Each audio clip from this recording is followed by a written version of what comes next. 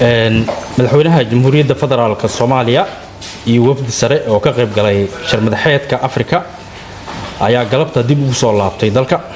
madaxweynaha ayaa khudbad uu ka jeediyay fadhiga loo dhan yahay midowga Afrika waxa uu ka sheegay in xadgudubka ka dhanka ah madax bannaanida iyo midnimada Soomaaliya ay ka dhalanayso cawaaqib xumo saamaysa xasiloonida iyo horumarka geeska Afrika. wuxuuna ugu baaqay hoggaanka Itoobiya inay ka waantoobaan damaca indhala'aanta ah ee aanu adeegayeen mustaqbalka labada shacab.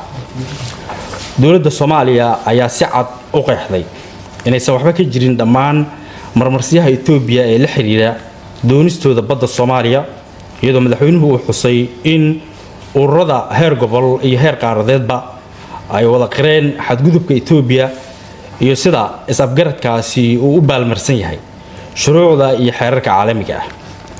madaxweynaha Jamhuuriyadda Federaalka Soomaaliya ayaa sidoo kale war-saxaafadeed uu ku qabtay xarunta midowga Afrika waxa uu si adag u dhaleeceeyay dowladda Itoobiya oo ku tilmaamay mid si aan gambasho lahayn u doonaysa ku xadgudubka xorriyadda dhuleed ee dalkeena. wuxuuna tilmaamay in Soomaaliya marnaba aysan aqbali doonin wax kasta oo hoos u dhigaya isla markaana dhantaalaya sharafkeeda ummadeed iyo midnimada dhuleed ee Jamhuuriyadda Federaalka Soomaaliya. madaxweynaha ayaa sidoo kale waxa uu ka hadlay dhacdo la xiriirtay isku day security-ga dowladda Itoobiya ay ku hor istaageen inay gudaha xarunta shirka u galaan labada madaxweyne ee Soomaaliya iyo Djibouti iyo wafdigii la socday.